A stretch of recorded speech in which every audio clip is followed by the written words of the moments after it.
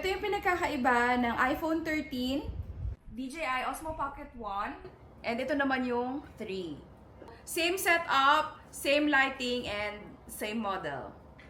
Ayan yung pinagkaiba. Zoom test tayo. Focus test pala, I mean.